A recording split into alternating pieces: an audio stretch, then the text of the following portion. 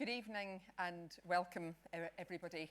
I'm Fiona Eadie and I'm President of FDA, and I'm extremely proud to be President during this, our centenary year. We've had a number of events throughout the course of this year to mark and celebrate our centenary, and I'm delighted tonight to welcome you to our first centenary lecture. As part of our centenary celebrations, we embarked upon some research to explore the history of our union. That revealed a treasure trove of information about our roots.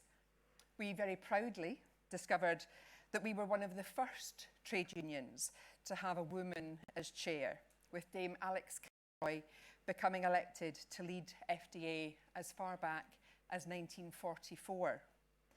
Even before that, it was clear that equality, and particularly the rights of women in the workplace, were a priority for FDA from the beginning. We were one of the first unions to begin the battle for equal pay, with our first challenge lodged in 1924, a fight that unfortunately we're still having to take on behalf of members today.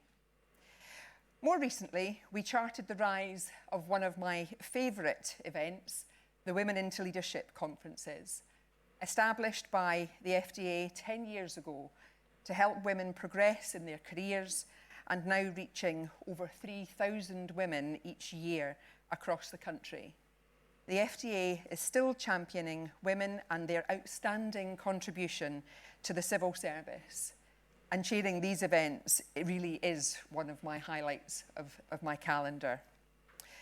With such a rich history of championing equality, we wanted to mark our centenary with a positive commitment to the future. And we looked to find a partner of a calibre that would complement and further the work that we do to support women. And we found that here in the Global Institute at King's College London. This partnership is the collaboration of two organisations who are driving for change in a positive way, something we've already evidenced with our new research released today on the reality of working flexibly in the civil service. This is an issue important to all our members, not just women, and our recommendations will help the civil service in its goal to become the most inclusive employer by 2020. I'm delighted to formally announce our partnership with the Global Institute for Women's Leadership this evening. And what a way to do it. We'll shortly be hearing from Julia Gillard, the first and to this day only female Prime Minister of Australia, a position she held from 2010 to 2013. You might remember Julia's October 2012 speech to Parliament on the treatment of women in professional and public life. We're delighted to hear from her tonight and to hear more about her views on gender equality and how we truly get there. In addition to our fantastic speaker, we're also thrilled to be joined by Antonio Romeo, Civil Service Gender Champion and Permanent Secretary at the Department for International Trade. Antonia joined the civil service in 2000 as a professional economist and worked across a number of roles, including in the Ministry of Justice and the Cabinet Office, before taking on her current role at DIT. After Julia has spoken, Antonia will be leading a conversation with Julia, and I'm really looking forward to hearing her perspective on how women can develop in leadership, particularly within the civil service. Thanks to the wonders of modern technology, we're also live streaming this event. We have a contingent in Edinburgh who have arranged a screening, so hello to my colleagues in Scotland. And we have a live link available for members to watch along to. But you can get involved in the conversation both here in the room, because we have built-in time, obviously, to take questions from you in the audience. And for those following on Twitter, you can ask your questions of Julia with the hashtag FDA Julia Gillard. So Without further ado, can I please welcome Julia Gillard to deliver our first Centenary lecture. Thank you.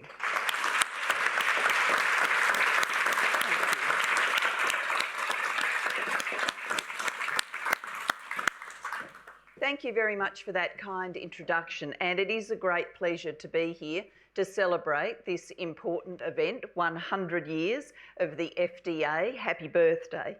The Association of First Division Civil Servants came into being in January 1919, just after the horror of World War I came to an end.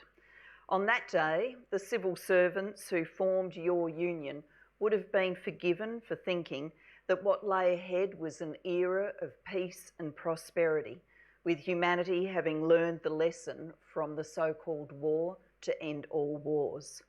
Sadly, as we know, more war lay ahead, and before it, the poverty of the Great Depression. But so too did some of the most remarkable achievements in human history. Growing life expectancy, plummeting infant mortality, greater education levels, incredible new technologies, and, dare I say it, the amazing sight of the former combatants within Europe coming together to form a union dedicated to being united in diversity. While none of the founders of the FDA had a good enough crystal ball to foresee all of this, they were undoubtedly right about two big truths which have endured unchanged over 100 years. First, that working people, whatever their occupation, are better off because of trade unionism. I was taught to believe that in my family home, especially by my Welsh father who grew up in a coal mining village. If I was ever asked what our family religion was when I was a child, I gave the technically correct answer that we were Baptist, but in truth our religion was Union. As an adult, you necessarily reevaluate some of the learned certainties of your youth, but my belief in trade unionism has never wavered. Indeed, it's been reinforced by the modern phenomenon of rising inequality and wage stagnation. So those who created this union 100 years ago gave subsequent generations, including today's, a great gift, to be cherished and nurtured by the new leaders and activists that step forward in every era. Second, your founders in 1919 were right to believe that a strong, independent, professional civil service is one of the foundation stones of a mature and functioning democracy.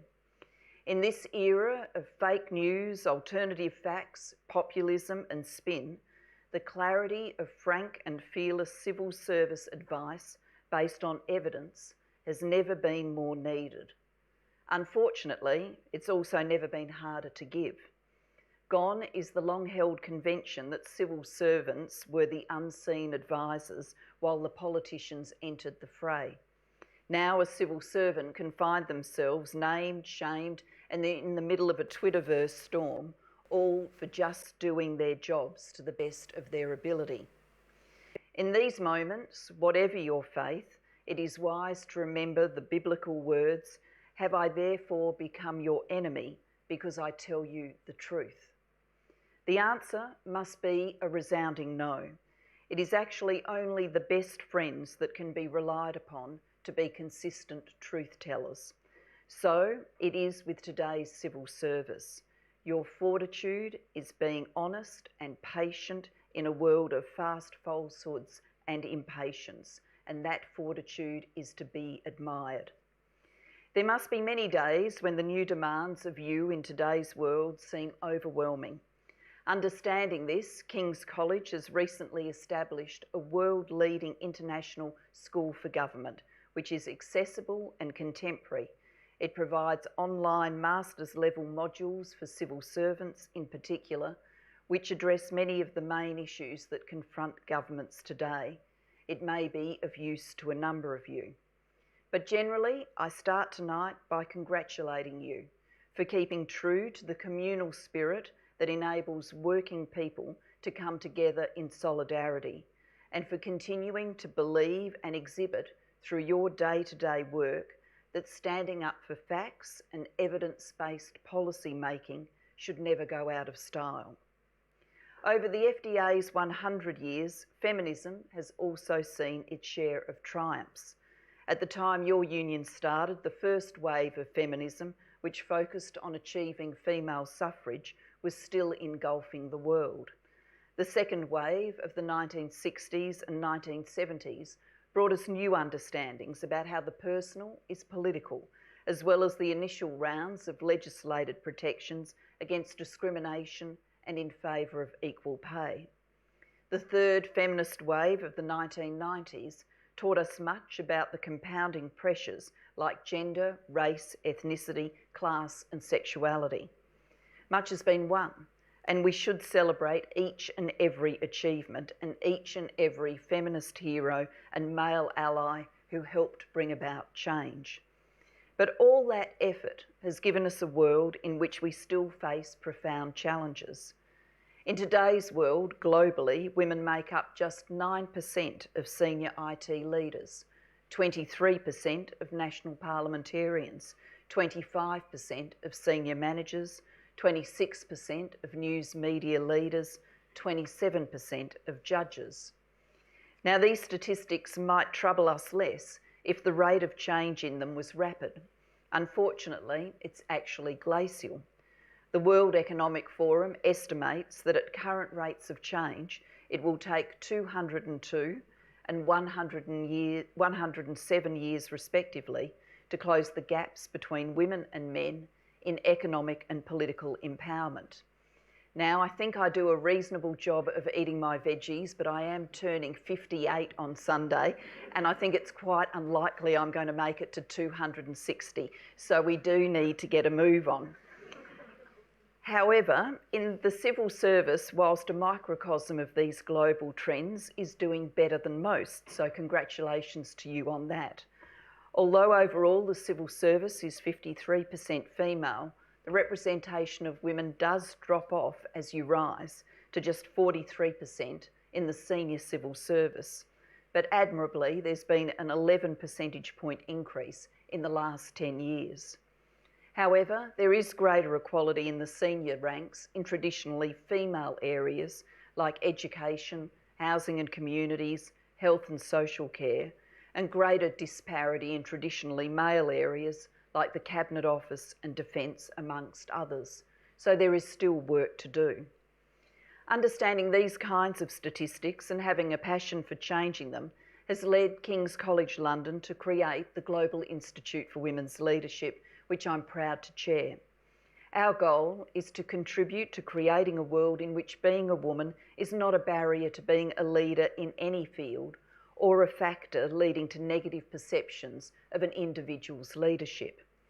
You may be thinking the Global Institute sounds like a great idea, but why would a former Australian Prime Minister be commuting to and from Adelaide to be part of it? The answer is, I left my period in politics with a thirst to understand more about the evidence around women's leadership. Personally, I'd lived through some strange, even searing experiences. It's not easy to try and crystallise those into a few words, but I'll endeavour to give you some sense of how it all felt. Sometimes it felt lonely. I was so visibly the oddity. As Prime Minister, day after day, time after time, I would find myself in a room, often a business boardroom, where I was the only woman, apart perhaps from a woman serving food or coffee. Because politics at senior levels in my nation had almost always been the pursuit of men, the assumption of politics had been defined around men's lives, not women's lives. It's assumed a man with children brings to politics the perspective of a family man, but it's never suggested that he should be disqualified from the rigours of political life because he has caring responsibilities. This definitely does not work the same for women. Even before becoming Prime Minister, I'd observed that if you are a woman politician, it is impossible to win on the question of family. If you do not have children, and I don't, then you are characterised as out of touch with mainstream life. If you do have children, then heavens, who's looking after them as you run round being a politician? I was chided by a senior Conservative senator for being deliberately barren, and then had to stomach reading follow-up pieces like the one entitled Barren Behaviour in one of our 2 national newspapers, which stated, and I quote, "At the Junee abattoir, manager Heath Newton knows what happens in the bush to a barren cow. It's just a case where if they're infertile, they get sent to the vet to get checked and then killed as hamburger mince," he says. In the Kimberley region near Broome, where the Conservative senator issued his public apology for his remarks, the barren cows even have a name: killers. It's the ultimate fate of an animal that can't breed. Before becoming Prime Minister, I'd also worked out that what you were wearing will draw disproportionate attention. But it is still galling to me that when I first met NATO's leader, predominantly to discuss our strategy for the war in Afghanistan, where our troops were fighting and dying, it was reported in the following terms: "The Prime Minister, Julia Gillard, has made her first appearance on the international stage, meeting the head of NATO, Andres Rasmussen, in Brussels. Dressed in a white short jacket and dark trousers, she arrived at the security organisation's headquarters just after 9 a.m. European time and was ushered in by Mr Rasmussen, the former Danish Prime Minister and NATO Secretary-General." This article was written by a female journalist, and it apparently went without saying that Mr Rasmussen was wearing a suit. This gender stereotyping was at the very benign end compared to much of what I faced. Ditch the witch on placards at rallies, the ugly ravings about how women are destroying the joint from a conservative and cantankerous radio shock jock, the pornographic cartoons circulated by an eccentric bankrupt, the vile words on social media. In my last speech as Prime Minister, I said, "Gender doesn't explain everything about my Prime Ministership. It doesn't explain nothing. It explains some things, and it is for the nation to think in a sophisticated way about these shades of grey." I've taken to joking that given the book and the movie, I wish I'd used an expression other than shades of grey. But I am still urging sophisticated thinking, and that is what has led me to working with a fantastic team at the Global Institute for Women's Leadership. At the Institute, we conceptualise our work as being not so much about the glass ceiling as the glass labyrinth. By that we mean that we want to look at a woman's working life journey from the moment she starts employment and change every point where she is treated differently or in a lesser way than a man.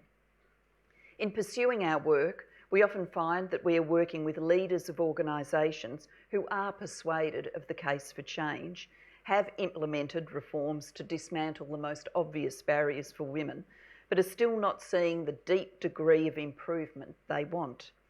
Or put another way, achieving gender equality at work is complicated, and even the most well-intentioned changes can have unforeseen impacts. In collaboration with the FDA, we are proud to have been involved in a research project that surfaces some of the very complexities that we all need to face. My congratulations to your union on deciding to undertake this work and for partnering with my colleague Laura Jones to jointly produce such an exemplary report. The study is a deep dive into issues surrounding flexible work. As you would be aware, the civil service is openly committed to becoming the most inclusive employer in the UK by 2020 and has put flexible working at the centre of its plans to encourage diversity and inclusion. There is an implicit assumption in this commitment that flexible work will be, if not a panacea, at least a big contributor to enabling those with responsibilities outside work to balance work and life. Another embedded assumption is that these flexibilities are really for women because of their disproportionate role in caring for children and performing domestic labour. In entitling the report Flexible Working, Myth or Reality, we are invited to question each of these assumptions. The power of this work stems from the fact that answers were sought not from external experts, but from civil servants themselves. At every stage, it is lived reality that is front and centre. What came through loud and clear is that flexible work is going to be stigmatised if it is seen as the mummy track. If it is only women who work flexibly, then it becomes almost irresistible for workplaces to view their workforce as divided into the majority group of standard hours workers and the minority group who work differently. Failing to then include the minority group in workplace training, promotions opportunities, and the many ties that bind colleagues together as a team becomes the easy default position. This is best overcome, as the report recommends, by making flexible work truly available to all. All jobs that can be worked flexibly should be advertised as such, with rare exceptions justified based on business need. Now, in making such a recommendation, at the Global Institute, we are not naive about the disproportionate way in which caring and domestic work falls onto the shoulders of women. University of Melbourne academic Cordelia Fine has done some wonderful work showing exactly how all this plays out for women, concluding that even in dual career families where both parents work full-time, domestic work is unevenly distributed. In a study of couples who were both academics, Cordelia finds female faculty with children working 51 hours a week at their jobs and then work another 51 hours a week doing housework and childcare, truly the second shift. That's a 102-hour working week, accounting for more than 14 hours per day. Cordelia goes on, add to this 8 hours per day for sleeping, an hour for eating and basic hygiene, and by my calculations, that leaves these women the grand total of 26 minutes a day to themselves. Faculty fathers, by contrast, put in only 32 unpaid hours work a week. This substantially lighter load not only enables them to put in an extra 5 hours a week at work, but also to enjoy a spare 2 hours a day. Cordelia cheekily concludes, behind every great academic man, there is a woman, but behind every academic woman is an unpeeled potato and a child who needs some attention. As well as advocating flexible work for all, we should keep making the necessary arguments about fairer sharing of domestic work. If flexible work becomes the norm for all, that will assist men in stepping up to greater domestic responsibilities. Once an arrangement has been struck around flexible work that meets the needs of the individual civil servant and the employer, understandably, the employee will want to lock it in. If such flexibilities are not going to be replicated in other positions, then that creates a labour mobility problem. An individual civil servant may desperately want to move to take up a new challenge or seek promotion, but be dissuaded from doing so if they have to start again in seeking the flexibilities they need. To overcome this potential rigidity, which both frustrates employees and denies the civil service the ability to get its best talent into the most appropriate roles, it is recommended that a working passport that allows people to take their alternative arrangements to new roles should be designed. In our engagement with employers at the Global Institute for Women's Leadership, one of the most common problems encountered is the gap between the wonderful employment policies contained in glossy brochures and what actually happens on the ground. For individual employees, what can matter more to their day-to-day reality is the attitudes and predispositions of their line managers rather than the formal words of the workplace policies. Of course, this kind of variability can lead to tremendous differences, with people in similar circumstances treated very differently. To overcome this kind of unfairness, the report recommends that training is made available for line managers on how to support flexible and part-time workers. Even when the team manager is fantastic, your members stated that they can feel shamed for working flexibly by other members of their team. This is a difficult problem to resolve. It is easy for standard hours workers to conclude that they will be required to pick up the slack if a person in the team is absent or visibly packing up their stuff to leave at lunchtime. Expressions like shirking from home are all too common. In part, the spread of flexible working will help address this in and of itself. But the report also calls for the taking of a team approach to flexible working in order to create a positive culture that ensures awareness of the work-life balance of everyone in the team. Somewhat ironically, given these perceptions, those working flexibly reported in this research that workloads are too high and stressful.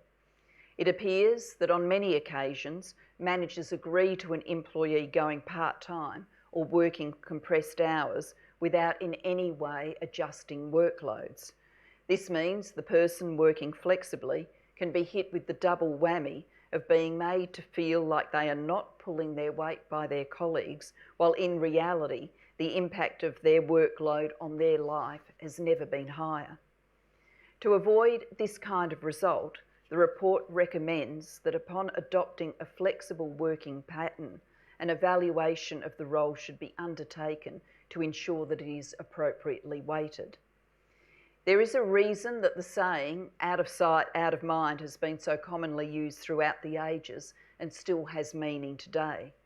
The research work makes it clear that it is easy for employers who have the responsibility of completing performance assessments to mark down part-time or flexible workers.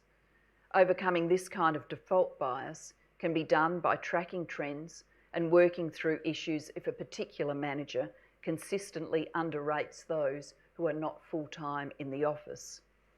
A commonplace but more recent saying is, you can't be what you can't see. For cultures around part-time and flexible work to really take hold, it will be vital for people who work in this way to become leaders and role models.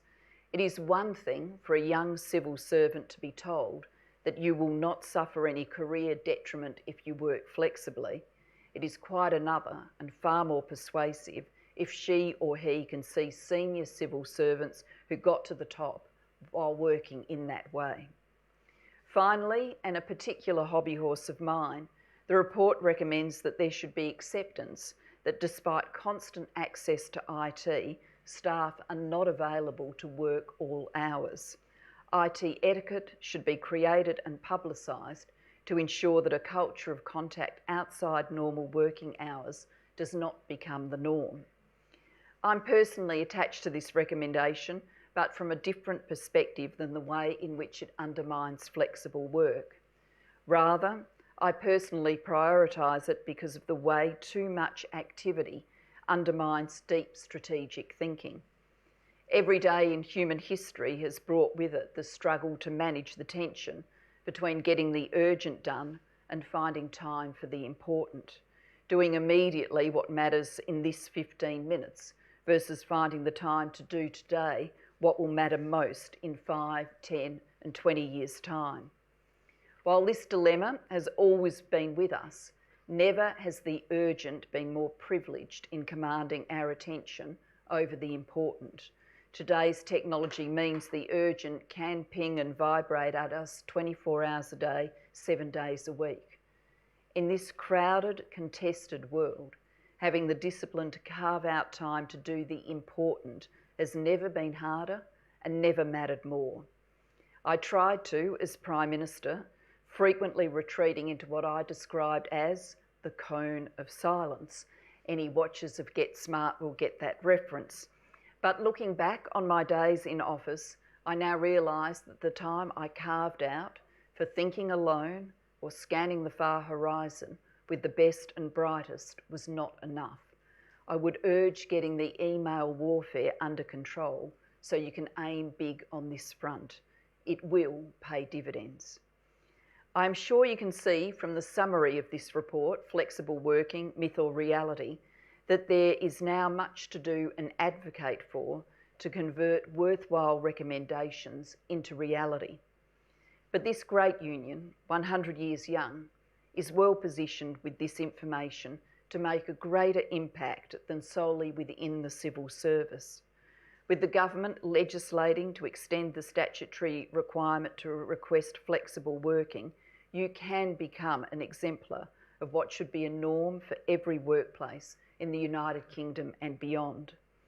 This is the kind of change we must see if workplaces are to truly embrace diversity with all its benefits, and individuals are to be empowered to live the life they choose, rather than having to conform to an historic norm that is left over from the era when men worked and married women supported their husbands' careers through domestic labour.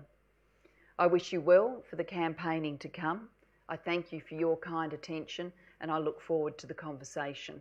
Thank you very much.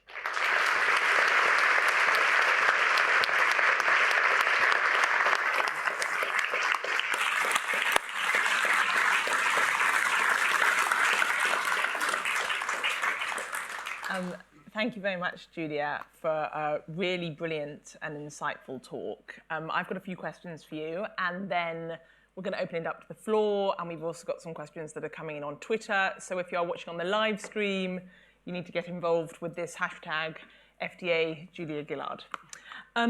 So can we start with you? Obviously, you have been a huge pioneer for women, first female Prime Minister in Australia.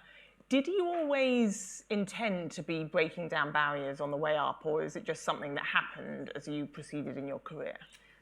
Just something that happened, really. I, grew up without a big sense of the barriers that faced women. I grew up in a migrant family where Welsh originally migrated to Australia, and there was just my sister and I.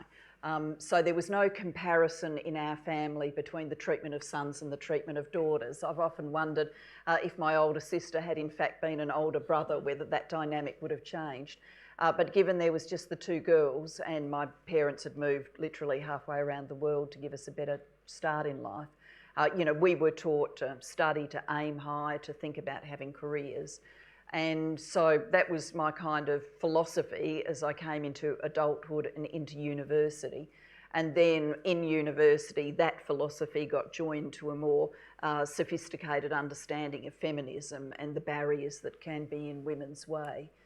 But I didn't personally feel much of that until I was really at the upper echelons of politics, when it sort of reared its head, sexism and misogyny, in my view, in quite unexpected ways, and I needed to work my way through that.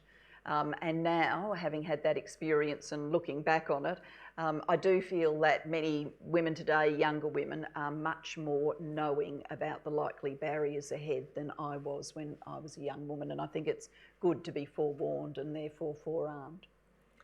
So did you experience barriers and pressures in the early part of your career? I mean, obviously you've spoken a lot, and I want to talk a bit about things that happen later, but on your way up?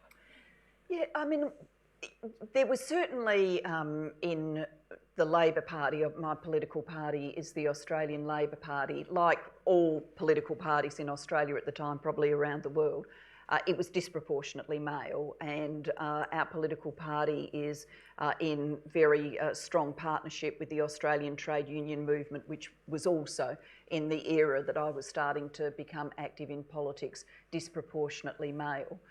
So I'm of that generation of Labor women that fought for an affirmative action rule, a target, to change the dynamic that left to itself this very male organisation. If there was a new opportunity to contest a winnable political seat, it would sort of go to the next man, because that would be the next person online and on the network, or in the line and on the network.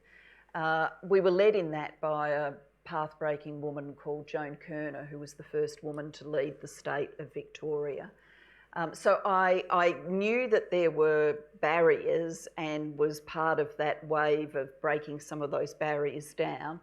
And we, felt more progress than we felt pushback. But we did experience pushback. At the national conference where we adopted the affirmative action rule, one of the very senior Labor male figures rushed up to one of my counterpart campaigners, a woman called Jenny, and said in a very angry tone of voice, "You bitches, you've won." Which she then grandly announced that she wants on, her gravestone. Here lies the bitch, she won. I'm not sure whether she will actually do that, but it would be an interesting moment if she did. So yes, there was pushback, but the rule got adopted. More women were coming in, so there was this sense of forward progress overwhelmingly. You're, obviously incredibly inspiring, and you've inspired a huge number of women and men yourself. Who were your inspirational figures? You mentioned Joan Kerner, but were there other people who you thought, that's really inspiring to me, women in particular? Yeah, certainly Joan was a close personal mentor, and that's partly because I got to know her not as some big-time aloof politician, but she was the mother of a man I went to university with. So when I first got to know her, she was sort of Dave's mum, and then she went on to be Premier of Victoria. So I had this kind of inner circle look at her life and times, and learned a lot from that. And she stayed in very close contact with me throughout my journey. Joan's sadly now passed on. In my era of early political activism, Nelson Mandela was the predominant global figure. The campaigns on universities were all about freeing Mandela, boycotting sporting tours by the Springboks and all the rest of it. So he was an iconic figure for the age. And this is, I wouldn't say a mentor or a figure I looked up to, but I did note with interest the election of Margaret Thatcher here. When I knew that was going to be controversial with the crowd. When she was elected in 1979, I was 18. My father's from a coal mining family, all but one of his brothers and sisters were miners or married to miners. So you could imagine the adjectives that got used before the noun Thatcher in my house.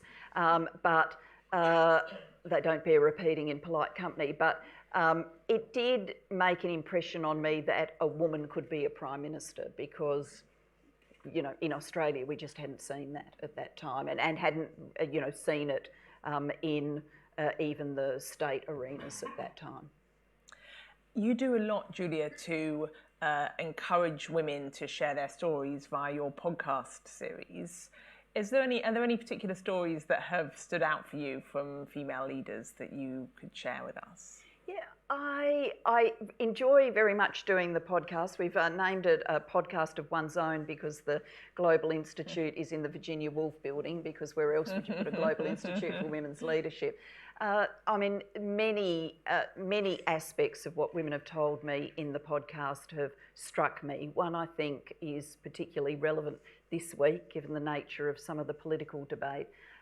Carolyn Criotto Perez, who's the most recent podcast episode we've released, we talked about the times that she was campaigning to get a woman on a British pound note, Jane Austen going on the £10 note, to get a statue of a woman in the Parliamentary Square, Millicent Fawcett. And she talked about how in those periods of intense online campaigning, she would look at her social media feed and she would be getting death and rape threats at the rate of 50 an hour.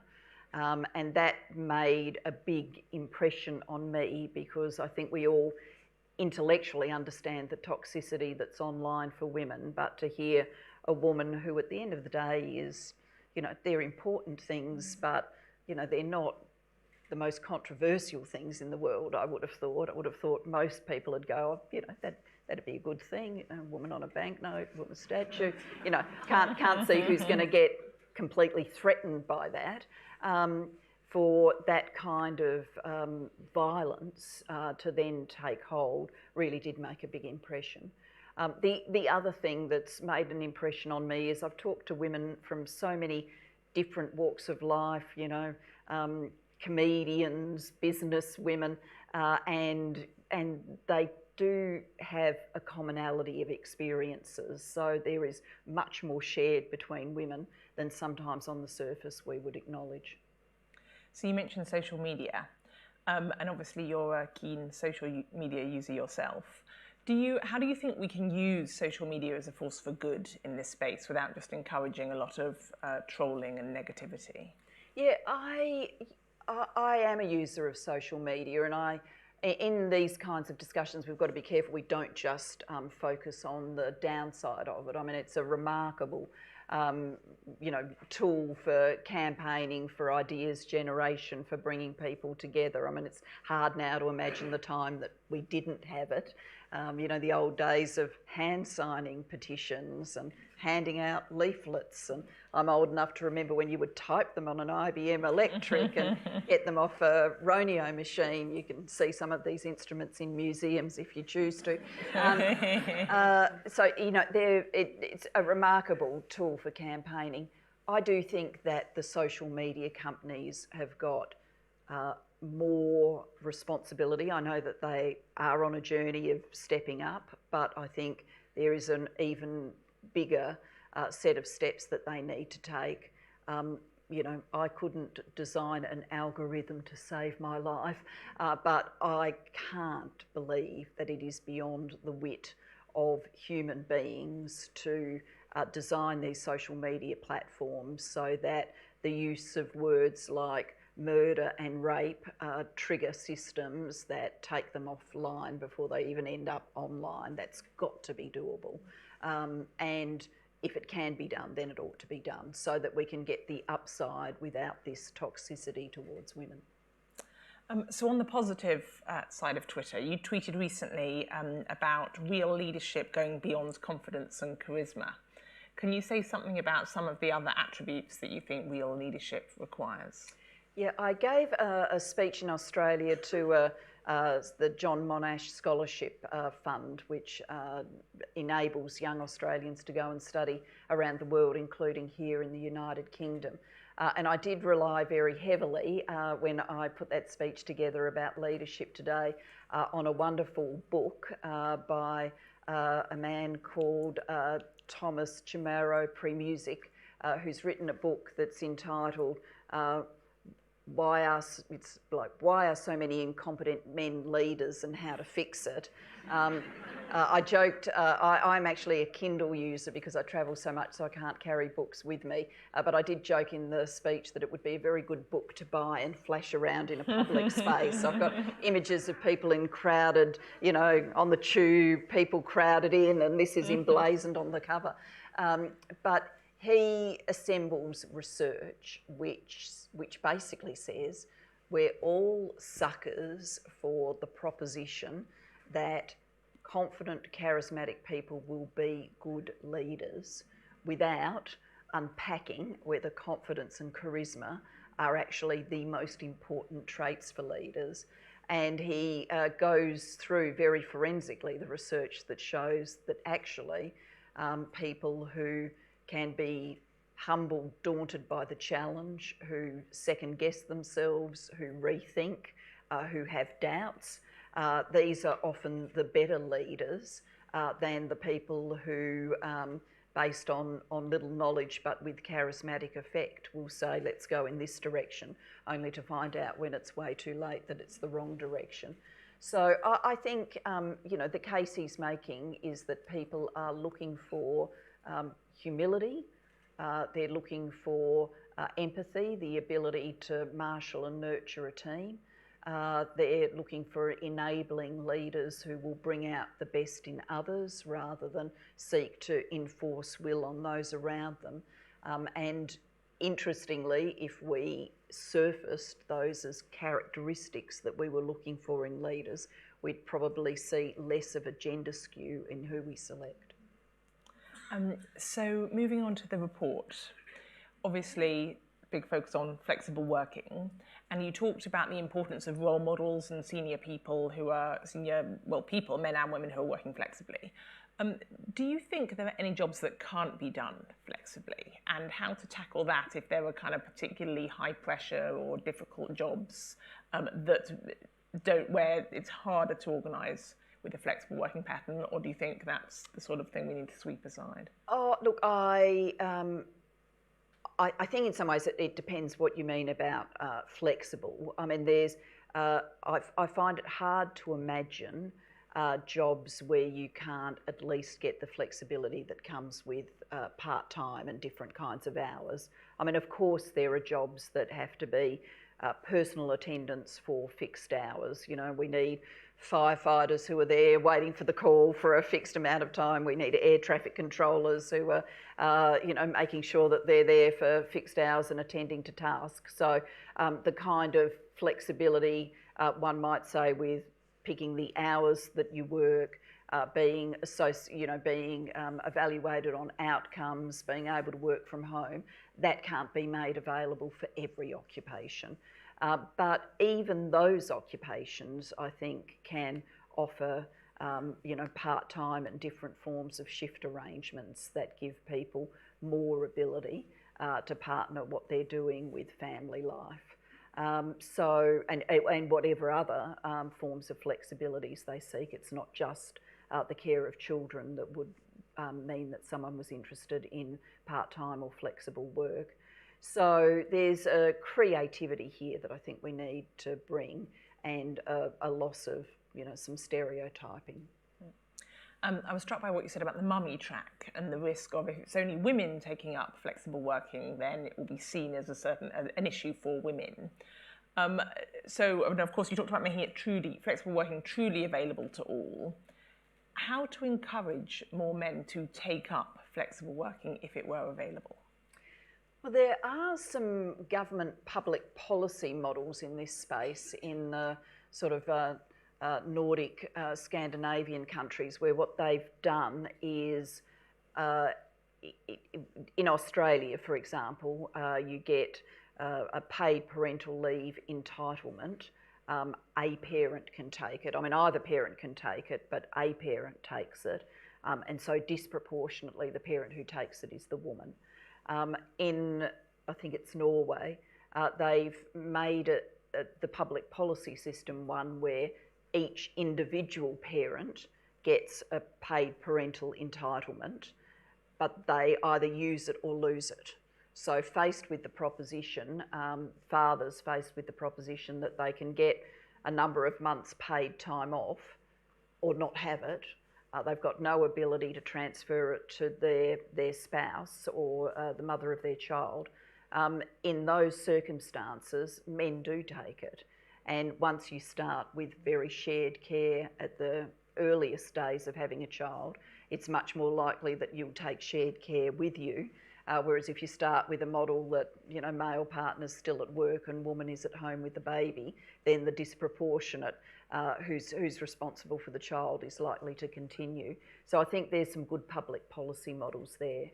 In terms of individual workplaces, I do think this is about leadership, and it's about men in leadership really being prepared to show that they want to model that to their workplace. And I don't mean the, we've had some discussions about this before at the Global Institute, I don't mean the ostentatious, the CEO sauntering through the office going, off to the school play. Oh, did I tell you? I've got to go. I'm off to my son's school play.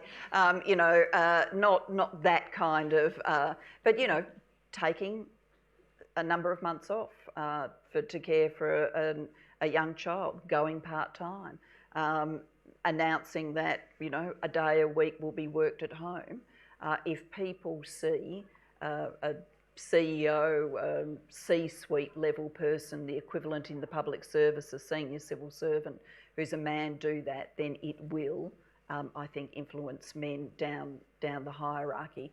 My own sense is probably lots of young men in particular want to do those kind of things. They don't feel like they've got permission to say, can I do it? And so that will give them the permission. Okay, great. So I'm going to ask one last question so people can start planning their questions when I've asked this one. Obviously, it's great we've got lots of men here tonight, but also a lot of women, civil service women, so in the public sector. Do you have any tips for them on, especially perhaps people early on in their careers, but throughout their careers, on how to tackle all these issues? heavens, I could certainly have a lot of tips about the drafting of briefings for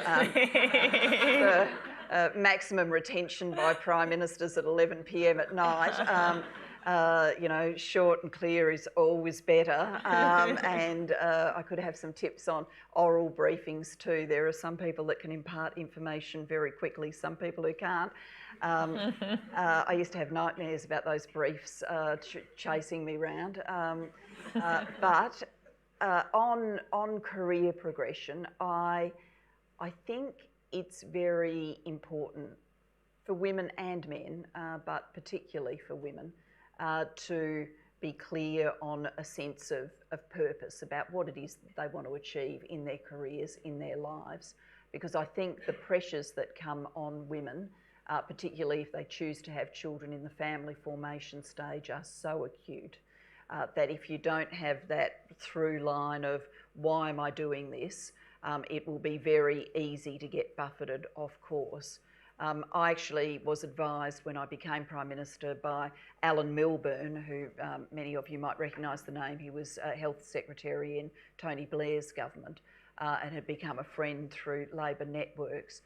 He advised me to sort of write out on a sheet of paper the purpose of the government I led, and I did do that, and I did carry it around with me, and it was enormously steadying when you thought that you could be pushed off course. And I think it's that kind of clarity about what it is you're trying to do that helps you maintain the continuity day after day, year after year, when just the randomness of today's world can really buffet you around. Excellent, thank you very much. Let's take some questions from the floor. We've got some roving mics.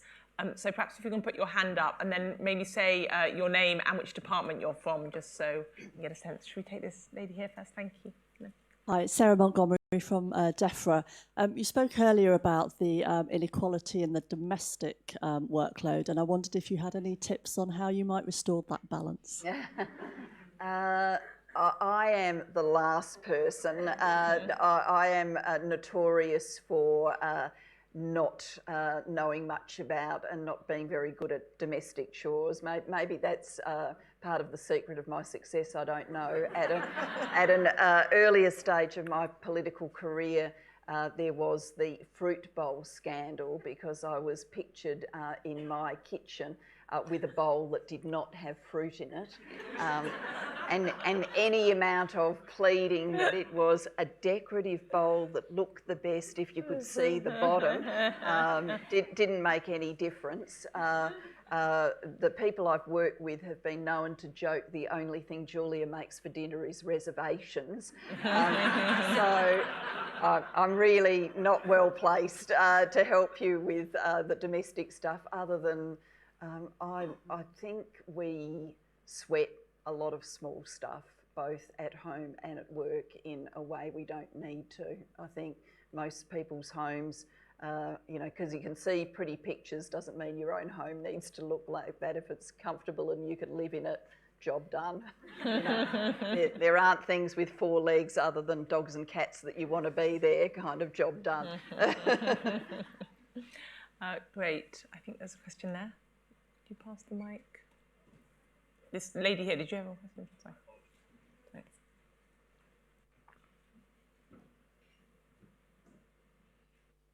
Hi, Genevieve Aitchison from the Foreign and Commonwealth Office. It's a question about how we ensure we get gender equality at the top and also don't lose focus on the pipeline. So I was surprised a while ago in the Foreign and Commonwealth Office that we had gender parity on the board, but still not at the kind of middle grades. Right. So gender parity at the bottom and at the top, but not in the middle. So we didn't have gender parity in the senior civil service, but Right. we did on the board. Right.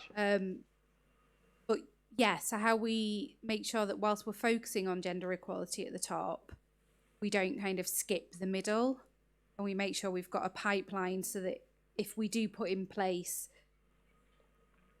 ways to say, okay, we're only going to promote women at this grade, we make sure we don't need that for too long. We keep having a pipeline. Yeah. Does that make sense? Yeah, it does. And I think that that's a problem that you see in many organisations. I'm not familiar, obviously, with your very particular circumstances, but it seems to me that it's quite common to have, gender equal intake at the graduate level or whatever the intake grades are, quite common for it to be gender equal. Often at the more senior grades, there is a concern, there are policies about gender diversity, and so you get lateral recruitments. But what's happened is that you've lost women in the middle, and that will often, I think, career progression-wise, correlate with the likely family formation stage. And so clearly that means not enough has been done to enable retention of those women during that stage of their lives. I also think there's often not enough mentorship, sponsorship that enables women to see during that period when it is a struggle juggle to keep it all together, that if they stay in that workplace, that their prospects of then coming through are good prospects. So I think people, don't get nurtured and supported enough. The flexibilities aren't enough. They might be available on paper, but not in reality. So that causes people to exit, and then perhaps their sense of belief that they will come through if they stay isn't strong enough. So I'd be trying to work on all of those things. Great. Take another one. Yes, gentleman here. Hi there, Julia. Thank you so much. That was absolutely fantastic. Thank you. Really good to hear you speak. Thinking about gender equality at the top of the civil service, I'm also thinking about what kinds of women are underrepresented at the top. And I'm just wondering whether the Global Institute for Women's Leadership is looking at gender equality from an intersectional perspective and looking at race and class and those different kinds of factors that make up women and what prevents them from accessing the senior civil service. Yes. Yes, we are. And in the various work and analysis we do, we are trying to always surface the issues about intersectionality and what the differences are. And some of my podcast discussions have been very focused on that too. In the report that we've done with FDA, because it's on these structures of flexible work, that hasn't been particularly an intersectional analysis. But you're right that if we don't unpack this at every level, then a lot can get missed. And at the end of the day, the cause about equality, including equality in leadership, is not one just about white women who either had privileged backgrounds or got access to opportunity. Like myself, came from not a family of high education, but a family of an achievement culture, and got to go to great state schools. And I was of the era in Australia that you got free access to university. So by the time you stack those things up, I mightn't have gone to Eton, but in the world in which we live, I did get dealt a handful of aces. I'm very well aware of that. So we do want to keep a focus on that always. Great, let's do one more from the floor. Yes, there, and then we'll come to, I think then after that, Fiona will come to the Twitter. Right. Hi, thank you so much. My name is Maxwell. I'm currently at DIT, originally from Australia. Glad to be here. I actually have two questions, but I'll ask the one that's actually relevant probably. We could probably dispense for an Australian and give you two. Yeah, really? Okay.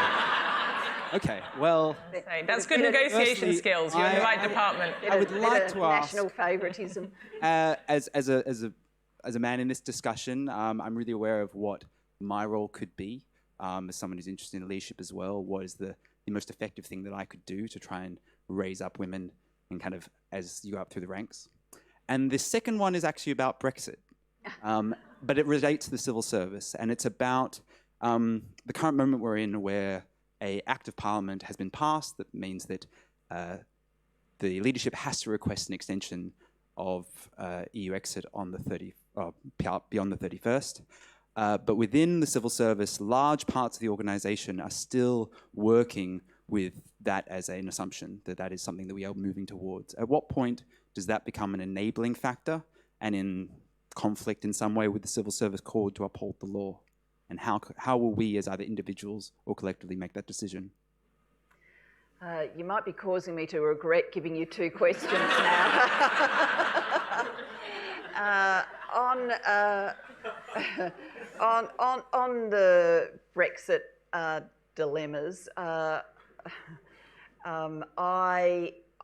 can't give you any answers on that. I think the yeah.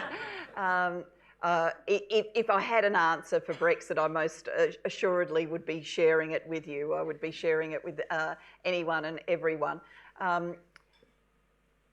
I don't know enough about all of the legislation that applies to the civil service and your codes of conduct.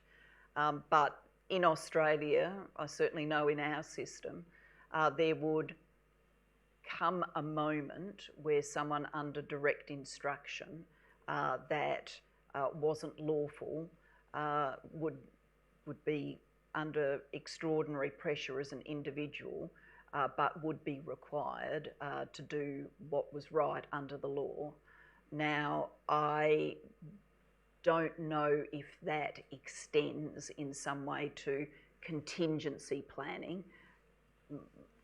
Don't know, my sense is it probably doesn't, but there may be people in the absolute middle of the storm who are given directions that, given what Parliament has said, are not lawful directions. And I don't envy any civil servant who finds themselves in that position, but you know, the judgment that they would need to make would be about what is legal and to seek advice on that. And I really do feel very sympathetic for civil servants who are in the middle of this political moment, because it's such a difficult one. I mean, we've had our own Australian experiences with you know, thinking of the dismissal of the Whitlam government and things like that, where all of the normal rules seem to have gone out the window, and it does put incredible pressures on people. On the somewhat easier question of what men can do to support women, I actually think that we've got to frame gender equality as a goal that both men and women should aspire to, because I think it will give more lives and more choices to men and to women. You know, gender boxes, stereotyping, you know, putting people in cages and saying this is how you should behave because this is, you know, the stereotype we put on your gender, holds everybody back. I came to hear from Seoul, where I spoke at the International Bar Association. They've just done a landmark study of sexual harassment and bullying, and they had some very moving statements in the report from individuals, and some of the individuals in the report were men who were saying things like, you know, who's ever going to believe that a man's going to say no to sex? Like, how am I going to put in a sexual harassment complaint? You know, how am I going to put in a complaint about being bullied? You know, people will just say, well, you're a bloke, stand up for yourself. So while sexual harassment and bullying disproportionately affect women, you know, the fact that gender stereotyping affects both women and men holds everybody back. So if this is a shared agenda, then it's got to be a shared journey of change.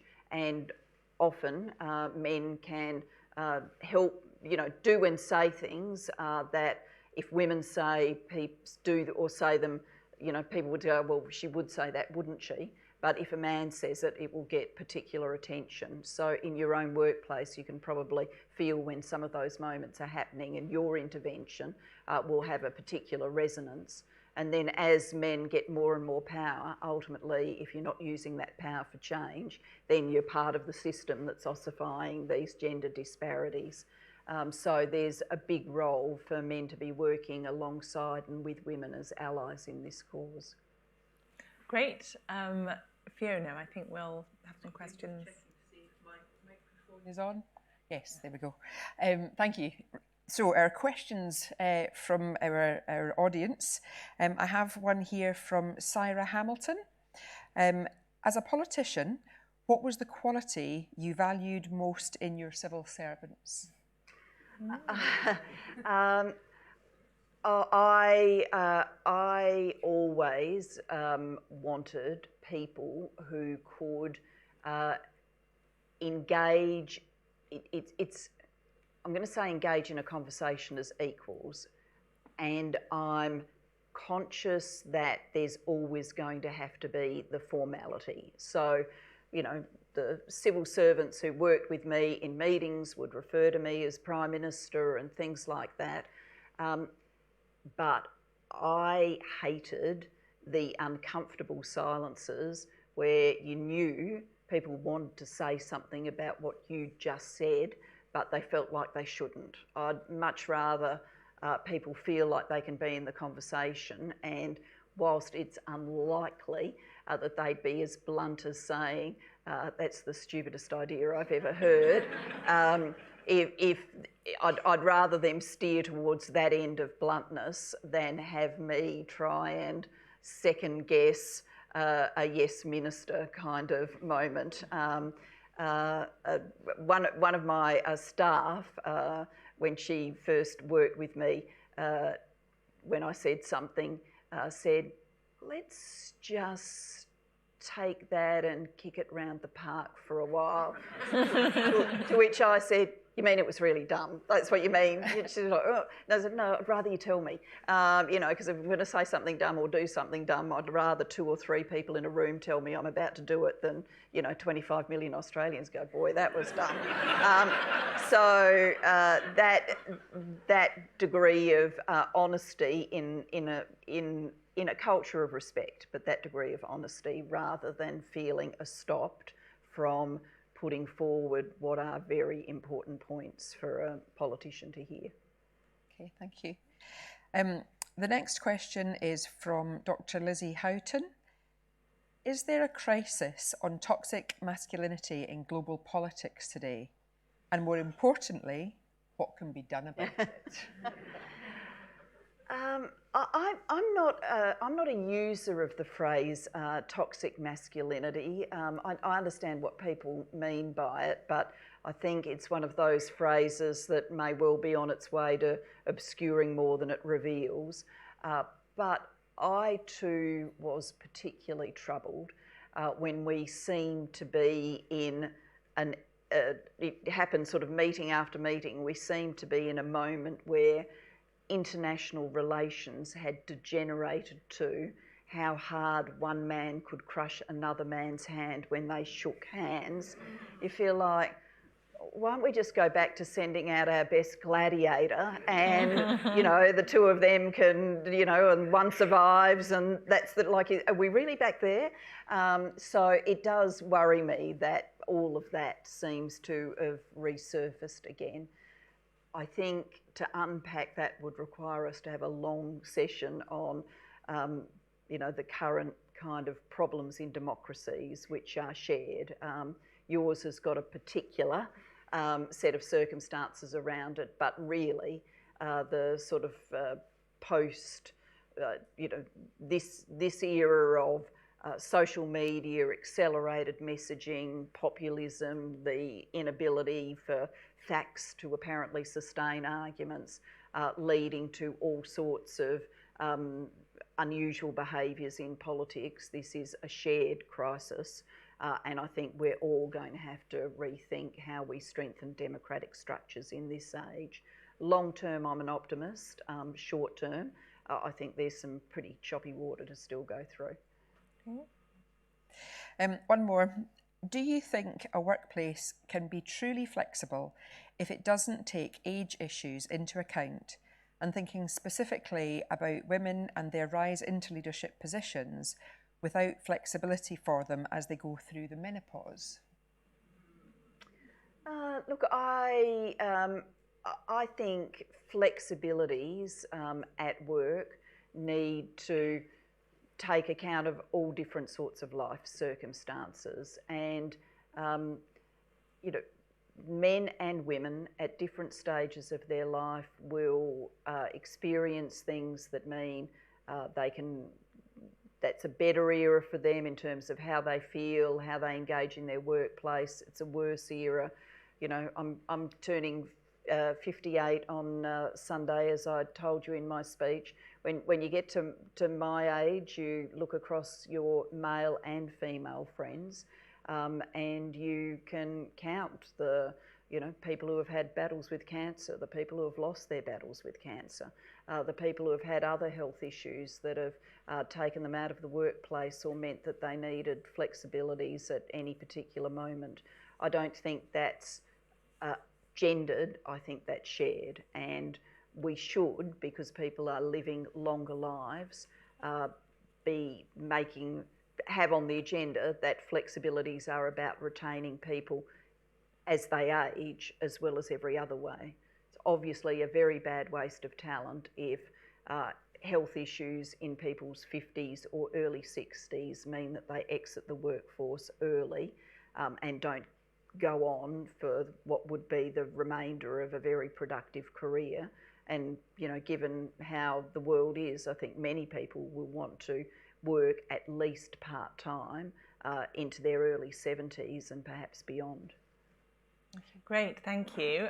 Okay, I think we've got time for perhaps one, maybe two more questions from the floor. So do people want to, one back there, and then perhaps we'll go there. All right, sorry. Well, I'll tell you what we'll do. Why don't we do three together so that we're fair, and then you can answer them. Okay. That makes sense for us. Okay, go on. G'day and kia ora. Cousin from across the channel. Thank you for speaking tonight. My question is actually about your chairing of the Global Institute for Women's Leadership, which I think is an amazing thing, and you've partially in your last question answered part of mine. I want to focus on the global aspect of it, in that I do a lot of campaigning for disability rights, not just from a gender point of view, but also from a wider global ethnicity point of view as well. And I'm curious as to, in the Institute's role in looking at gender equality at the top, how are you going to start tackling where we come proper on ethnicities who do not perhaps even believe in women reaching the top, but let alone those of either gender or no gender at all that have disabilities? Just very quickly, I'll give you an example. Working in the public sector, when I decided to have a baby, not only was it, oh, you're having a baby, I didn't think you could because I'm disabled, but also the next question that came out of their mouth is, have you had a scan to make sure it's okay? Yeah. And how do we get rid of those sorts of prejudices? Do you want to do that one first, and then we'll take the other two together? Sure.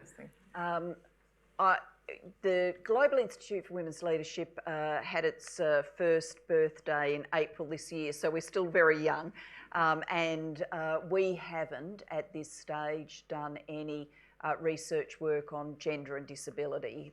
That might lie in our future, but we haven't done it yet. We have thought, though, of the country comparatives, and we do want to be gathering and publishing global data sets which will enable people to see which countries are doing which things well and which are doing them badly. That feeds into a good discussion. People like seeing that kind of information crystallised. It makes countries want to be amongst the leaders rather than clearly down the bottom. It also enables the surfacing of best practice, and sometimes you can find that in, places that wouldn't normally be on the come to your mind as, oh, if I want to study X policy issue, I should definitely look at Y country. Often you'll surface them in unusual places. So we are hoping to do a fair bit of that kind of global comparative work. Brilliant, thank you. There was a question up there, the same row. Yes, great. And then could we also get the mic into the middle there? Did you have a question? Do you want to put your hand up and then we'll get the mic? Okay. Hi, my name's Leila Kelly. I'm with the Government Legal Department and also with the FDA Executive Committee. We're celebrating 100 years of women in the law in the UK, and I went to talk about that recently. And they were talking about the scrutiny that women leaders come under because you are the only one. So everything you do is scrutinized. You spoke about that quite powerfully. One of the speakers said that she thought that the only answer is to get more women or people from different ethnic groups into leadership, and that the answer might be quotas. And I wondered whether you had a view on that. Yeah, I am. I don't think quotas are the answer everywhere, every time, but I think that they're an important potential tool in the toolbox, and you've got to work out if it's going to solve the problem you're trying to solve. From my own experience, we talked before about the affirmative action target. For the Australian Labor Party, that worked. So if you look back in the early 1990s when we were campaigning for this target to be adopted, at that stage in the National Parliament in Australia, both the Conservative side of politics and the Labor side of politics were around 14% women, 14%. So bad. If you look at where we are now, and our quota has gone, it started at 30% and then it's gone up and up. If you look at where we are now, we're at 46% women in the Labor Party, but the Conservatives have gone to about 23%. Now the Conservatives said no quotas, it's anti-merit and all of that kind of stuff, and went instead for sort of networking and mentoring models. And I honestly just look at that and say, kind of scoreboard, it's clear that you needed to change the structure of pre-selection in order to get more women through. And I think the merit argument is, at the end of the day, a silly one. If you do believe that merit is equally distributed between the sexes, and I do, then you should be able to look at any institution and see around half men, half women. And knowing the women who have come into the Parliament in all those years in between since the 1990s, I can tell you for sure that the affirmative action rule has raised the standard of political representation for the Labor Party in the National Parliament without a shadow of a doubt. We are a stronger political party because of the affirmative action rule. Will it work everywhere, every time? Things have to be customised, thought through, but I certainly think quotas and targets can make a very big difference. Okay, great. Final question, I think, there. Thank you. This has been a really interesting and civilised conversation about equality. I hate to say it, but I think that's in large part because most of the people here, I assume, are already convinced that equality is a good value.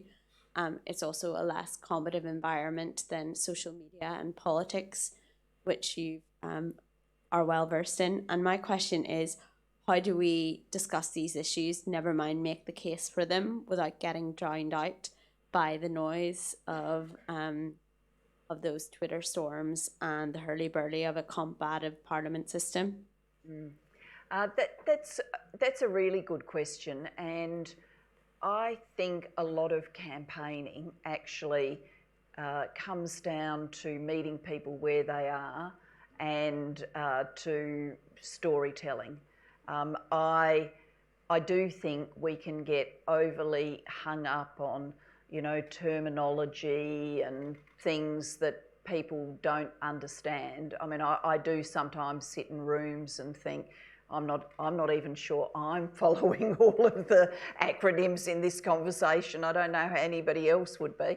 I think we've got to, have a conversation that people can participate in, and that conversation really needs to be about, people's wives, people's sisters, people's daughters, women that they care about in their lives. Their prospects, their hopes for the future. And I think if you break it down like that, then the equality argument is just so overpowering that people will go with it. and having spent, you know, as many years as I did knocking on doors and standing at street stalls and all the rest of it, you know, you'd only ever be able to break down prejudices if you could find that one connection point with people's lives. So you'd have someone say to you, oh, there's, you know, too much immigration, we should tell all of these immigrants to go home. And if you met that with, you know, you're a racist or something like that, then it's just going to escalate up. You know, you'd have to stand there at the street stall and say, oh, and what's your name? And tell me a bit about yourself. And you get them talking and get them talking.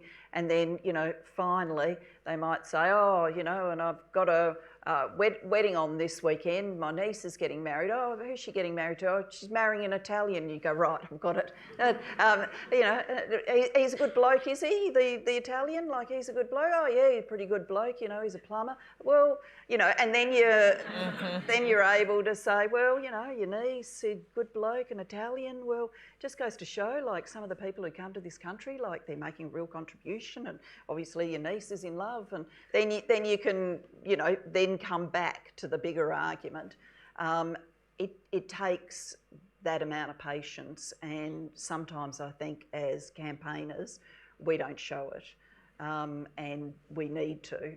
I met, when I was in Seoul, a campaigner from Ireland who'd campaigned on the same-sex marriage referendum, obviously very successful. And he told this wonderful story about how one of the MPs who was out there most strongly campaigning for same-sex marriage would always get confused with all of the initials, and so was frequently out giving speeches saying, what we've got to do is get rights for the BLTs. And, you know, like, it would be better if he got it right, but, you know, at the end of the day, if he's saying that and people are hearing him to mean that everybody should be treated with equality, like, have we gone that far wrong? We probably haven't. So I just think we've got to be a little bit more open about how we let these campaigning conversations happen. What a brilliant note to end on. I have to say, it is fantastic to see a woman who's made it right to the top actually now spends time focusing on this and delivering something for everyone else. I mean, on behalf, as gender champion for the civil service, it's brilliant. The work you're doing on flexible working is terrific. And I think we're all going to thank you now, and then I'm going to ask Fiona to come up to the stage. So thank you, it's been wonderful. Thank you.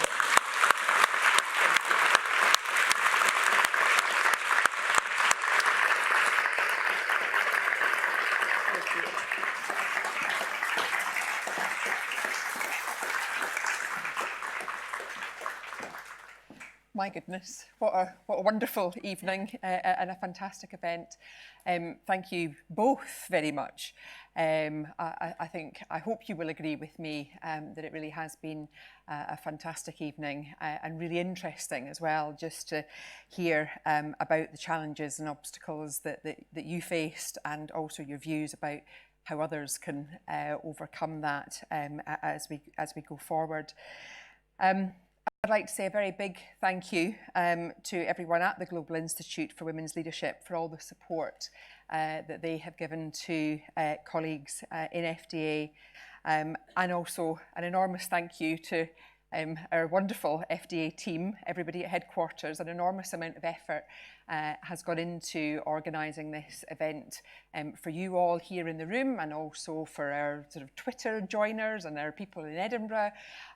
So it has involved a huge amount of work, and I'm extremely grateful to everybody who's made it made it possible for this evening. And now we would like to invite you to join us. We have some refreshments which are on offer in the arcade. The arcade, I think people will be ushered in the right direction of where to get to. We'd like it very much if you would join us there.